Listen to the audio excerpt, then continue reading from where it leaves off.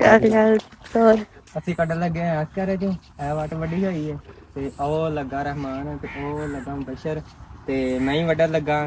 ਅਲੀ ਵੱਢਦਾ, ਅਲੀ ਚੁੱਕ ਕੇ ਬਾਹਰ ਲਈ ਜਾਵੇਗਾ ਤੇ ਅਸੀਂ ਵੱਢੀ ਜਾਂਦੇ ਆ। ਐ ਸਾਰਾ ਫਿਲਹਾਲ ਕਰਨ ਲੱਗੇ ਸ਼ੁਰੂ ਅਸੀਂ ਤੇ ਤੁਸੀਂ ਸਾਡੇ ਸਾਰੇ ਵਲੋਗ ਨੇ ਜਿਹੜੇ ਰਹਿਣਾ ਐਂਡ ਤੱਕ ਵੇਖਣਾ। ਠੀਕ ਹੋ ਗਿਆ ਤੇ ਕਰਨੇ ਆ ਸ਼ੁਰੂ ਸਵਾਂਗ। ਠੀਕ ਹੈ ਤੇ ਸਾਡੇ ਸਾਰੇ ਵਲੋਗ ਨੇ ਜੁੜੇ ਰਹਿਣਾ।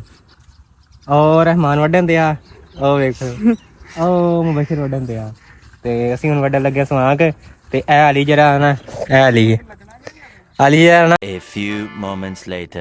अस्सलाम वालेकुम, मैं दस रहे जरा ਤੁਸੀਂ ਵੇਖ ਰਹੇ YouTube ਚੈਨਲ ਪੰਜਾਬੀ ਮੁੰਡਾ ਤੇ ਅੱਜ ਦਾ ਨਵਾਂ ਮਜ਼ੇਦਾਰ ਸਟਾਰਟ ਕਰਨੇ। ਅੱਜ ਦਾ ਵਲੌਗ ਬੜਾ ਸਪੈਸ਼ਲ ਹੈ ਕਿਉਂਕਿ ਅੱਜ ਸਵੱਡਣਾ ਮੁੰਝੇ ਸਵਾਗ ਤੇ ਅਲੀ ਆ ਗਿਆ ਸੀ ਤੇ ਮੈਂ ਅਲੀ ਨੇ ਕਿਹਾ ਅੱਜ ਨੂੰ ਤਵਾਰ ਦੀ ਛੁੱਟੀ ਸੀ ਤੇ ਅਲੀ ਮੇਰਾ ਵਲੌਗ ਬਣਾਏਗਾ ਤੇ ਅਸੀਂ ਦਸਤਾਨੇ ਦੋਸਤਾਂ ਨੂੰ ਲੈ ਕੇ ਆ ਗਏ ਸੀ। ਮੁਬਸ਼ਰ ਤੇ ਰਹਿਮਾਨ ਜਿਹੜੇ ਨਾ ਉਹ ਸਵਾਗ ਵੱਢਣ ਦੇ। ਮੈਂ ਤੇ ਅਲੀ ਜਿਹੜੇ ਚੱਲੇ ਨਾਸ਼ਤਾ ਸੀ ਲੇਟ ਬਣਿਆ ਸੀ, ਪੱਠੇ ਪੁੱਠੇ ਪਾ ਕੇ ਵਿਹਲੇ ਹੋਏ ਨਾਸ਼ਤਾ